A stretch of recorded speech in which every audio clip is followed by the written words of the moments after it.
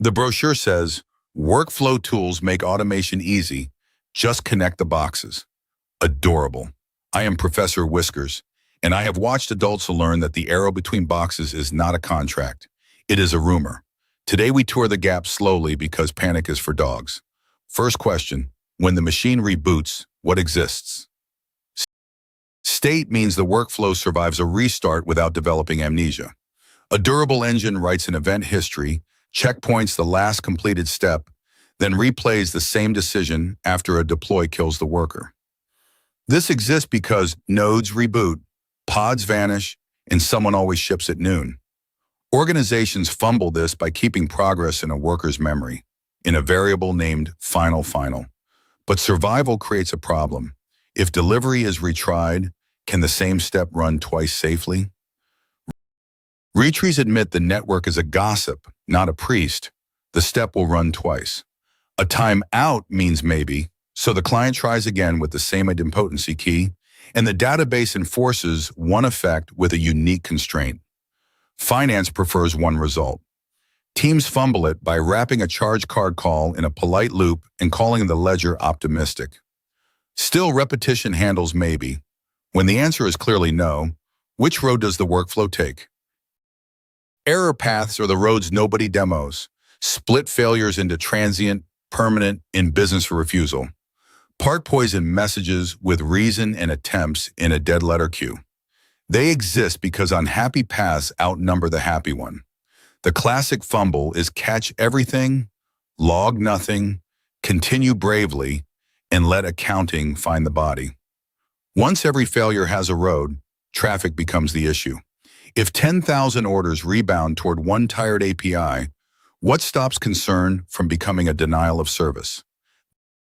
Backpressure is telling enthusiasm to wait in the hall.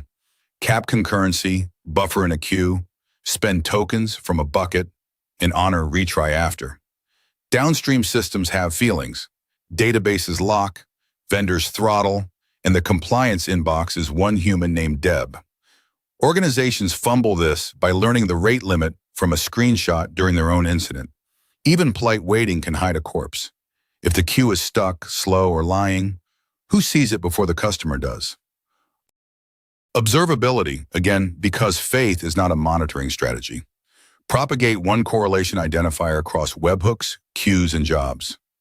Record-structured logs, traces, lag, retries, and dead letter depth. Alert on symptoms, not on the server's aura.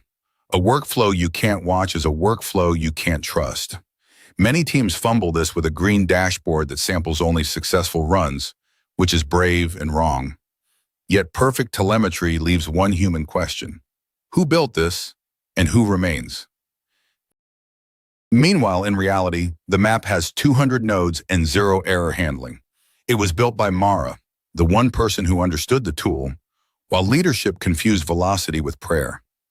Mara documented everything in a notebook, then took a longer lunch called resignation. Now the flow approves refunds, provisions access, and whispers to payroll, while 6 teams insist ownership is shared. Shared here means everyone can see the fire and nobody holds the extinguisher. Then came the retry storm with manners, a mail call timed out after sending, but before acknowledging. So the queue honestly delivered again. The worker had no idempotency key, only confidence in a template saying warm regards. One customer received 47 polite emails, each one certain it was the first apology. Support called it a glitch. I called it a litter box with excellent uptime.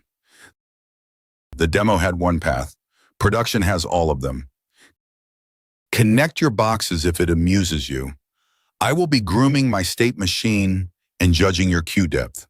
My hairball workflow has excellent error handling. Your carpet disagrees. This has been Professor Whiskers. Tip your dead letter queue.